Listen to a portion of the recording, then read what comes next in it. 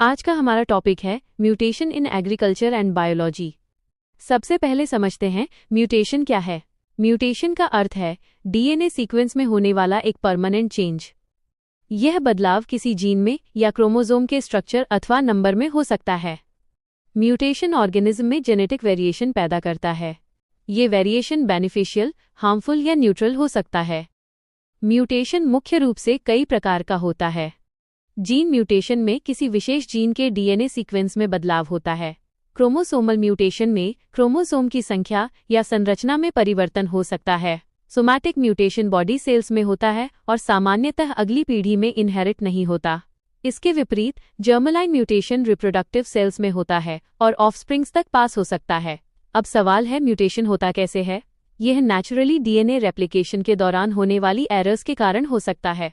इसके अलावा x-ray, gamma rays और अल्ट्रावायलेट रेडिएशन जैसे फिजिकल म्यूटाजेंस तथा कुछ केमिकल कंपाउंड्स भी म्यूटेशन उत्पन्न कर सकते हैं। अब आते हैं इसके सबसे महत्वपूर्ण एग्रीकल्चरल एप्लीकेशन पर, म्यूटेशन ब्रीडिंग।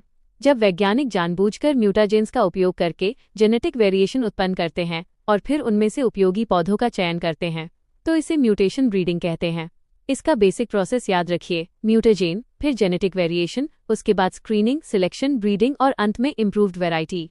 इस प्रक्रिया के माध्यम से high yield, disease resistance, paste resistance, drought tolerance, salinity tolerance, early maturity और बेहतर न्यूट्रिशनल क्वालिटी जैसे गुण विकसित करने का प्रयास किया जाता है। क्लाइमेट चेंज के दौर में इसका महत्व और बढ़ गया है।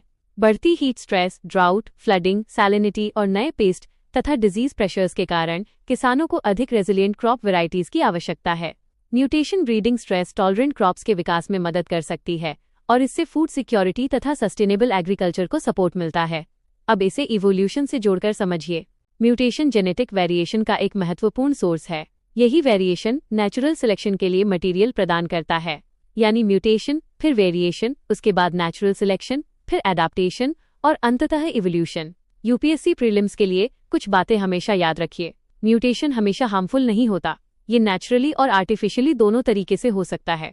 आर्टिफिशियल म्यूटेशन के लिए फिजिकल और केमिकल म्यूटाजेंस का उपयोग किया जा सकता है। गामा रेडिएशन म्यूटेशन ब्रीडिंग में उपयोग किया जाने वाला एक महत्वपूर्ण फिजिकल म्यूटाजेन है। और सबसे महत्वपूर्ण अंतर, म्यूटेशन ब्रीडिंग और जेनेटिक इंजीनियरिंग एक ही चीज नहीं है। अंत में एक लाइन में याद रखिए, म्यूटेशन जेनेटिक वेरिएशन का स्रोत है, जबकि म्यूटेशन ब्रीडिंग में इंड्यूस जेनेटिक चेंजेस का उपयोग करके हाई यील्ड, डिजीज रेजिस्टेंस और क्लाइमेट रेजिलियंस जैसी उपयोगी विशेषताओं वाली क्रॉप वैरायटीज विकसित की जाती हैं। धन्यवाद।